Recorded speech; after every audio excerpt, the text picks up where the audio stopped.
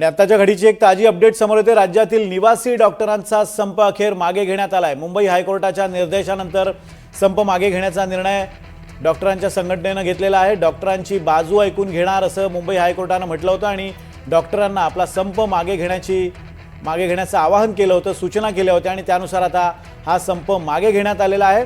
त्याचबरोबर डॉक्टरांची बाजू ऐकून घेतली जाईल असं मुंबई हायकोर्टाने आश्वासन दिलं होतं आणि या मुंबई हायकोर्टाने दिलेल्या शब्दानंतर आंदोलन मागे घेण्यात आले।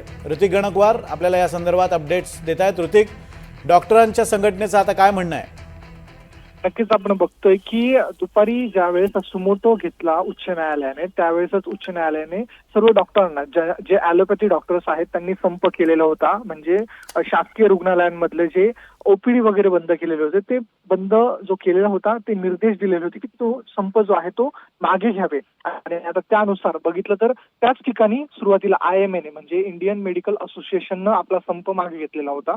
मात्र मार्डची म्हणजे जी निवासी डॉक्टरांची संस्था आहे तिने आपली भूमिका स्पष्ट केलेली नव्हती। तर त्या संस्थेने देखील आपली भूमिका स्पष्ट केलेली आहे की उच्च न्यायालयाच्या निर्देशानुसार आम्ही आमचा संप मागे घेतोय, मात्र जोपर्यंत आमच्या लढ्याला यश मिळत नाही, आम्हाला न्याय मिळत नाही, तोपर्यंत आम्ही लोकशाही मार्गाने आंदोलन जे आहे ते सुरूच ठेवणार आहे। अशा पद्धतीची भूमिका जी आहे निवासी डॉक्टरांची जी संस्था आहे माड हिनं घेतल्याचं पाहायला मिळतंय। त्यामुळं एकंदरीत मुंबई महानगरपालिका क्षेत्र हद्दीतील जर सर्व काही हॉस्पिटल्स असतील किंवा महाराष्ट्र राज्यातील जे हॉस्पिटल असतील त्याची ओपीडी सेवा बंद होती, काही टेस्टची म्हणजे चाचण्यांची सेवा बंद होती, ती आता नियमितपणे सुरू असणार असून मात्र डॉक्टर जे आहेत ते लोकशाही मार्गाने आंदोलन करणार असल्याचं पाहायला मिळतंय।